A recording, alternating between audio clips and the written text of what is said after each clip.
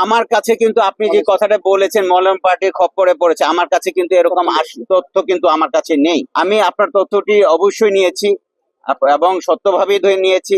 এটি আমরা দেখব এবং মলক পার্টির জন্য আমাদের ডিউটি বাটা আছে এবং ক্রিকেট ডিউটি বাটা আছে, মোবাইল পার্টির বাটা আছে, আমরা সাদা পোশাকে আছে, আমরা তাদেরকে দেখলে যদি পাই অবশ্যই ধরে নিব। পর্যন্ত ইজতেমার যে অবস্থা সেটি হচ্ছে যে খুবই শান্তিপূর্ণ অবস্থা আছে। আমি খুব স্যাটিসফাইড, আপনারা নিশ্চয়ই স্যাটিসফাইড। ইজতেমাতে কোনো যানজট নাই, উপরে গাড়ি চলছে, দূরপাল্লার গাড়ি চলছে, নিচেও গাড়ি চলছে, মানুষ চলাফেরা করছে, হকার আমরা উচ্ছেদ করছি তারপরে বসে যাচ্ছে, এটি চলতেই থাকে। তবে আমি একটি জিনিস খুব করছি, লক্ষ্য করেছি আসার সময় প্রচুর ভিক্ষুক এখানে, এবং হাত নাই পা নাই এরকম ভিক্ষুক, অনেক নড়তে পারছে না এরকম ভিক্ষুক রেখে গেছে। আমার মনে হয় এই ভিক্ষুক যারা রেখেছে তারা কোনো নুরতাজে অর্ডার করে জিতে নিন গাড়ি, বাইক, আইফোন সহ কোটি টাকার পুরস্কার। অর্ডার করতে ভিজিট করুন nurtaj.com।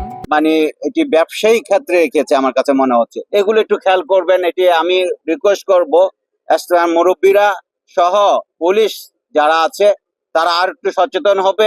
একা পুলিশের পক্ষে এটি সম্ভব হবে না, কারণ এটি করতে গেলে এটি মানবিক দিক আছে, মানবিক দিকগুলো আমাদেরকে লক্ষ্য করতে হবে। আর সেই জন্য আমি মনে করব ইজতেমার যারা ভলেন্টিয়ার আছে তারা আমাদেরকে যদি সহযোগিতা করে, পুলিশকে সহযোগিতা করে, এই ভিক্ষুকদেরকে আমরা একটু অন্য জায়গায় স্থানান্তরিত করতে চাই। কারণ মুভমেন্টে যদি প্রবলেম হয় তাহলে কিন্তু ইজতেমাটি সুন্দর হবে না। আর আমি ভয় পাই সেটি হলো ইভাকুয়েশন প্ল্যানের জন্য। এই ভিক্ষুক আর হকার যদি থাকে ইভাকুয়েশন প্ল্যানে আমাদের খুব কঠিন হয়ে যাবে। এখন হয়তো বা আপনারা এটিকে রাফ মনে করছেন না, এটিকে খুব বিপজ্জনক মনে করছেন না। কোনো ঘটনা ঘটলে যখন ইভাকুয়েশন করতে যাব এই ভিক্ষুক এবং হকার গুলো আমাদেরকে বাধা দিবে। আমি আশা করব এই কোনো পরিস্থিতি উদ্ভূত হওয়ার আগেই এদেরকে আমরা একটু দূরে সরিয়ে রাখবো। এটি আপনাদের কাছে সহযোগিতা চাই। আপনারাও যদি আপনাদের চোখেও যদি পড়ে ভিক্ষুক এবং হকার, তাদেরকে রিকোয়েস্ট করে, আমরা জোর করব না, রিকোয়েস্ট করে আমরা সরিয়ে দেওয়ার চেষ্টা করব।